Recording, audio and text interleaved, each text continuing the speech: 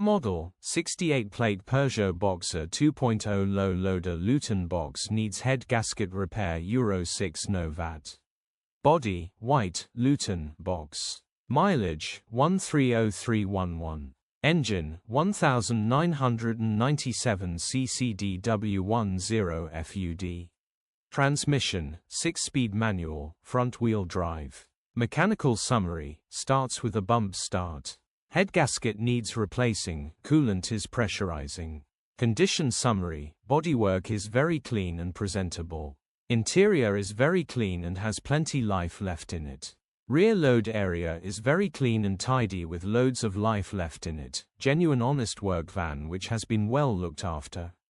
Features, electric windows, Luton low loader box van. Euro status, Ulez compliant. HPI, clear. Cap retail, £8,695 plus VAT.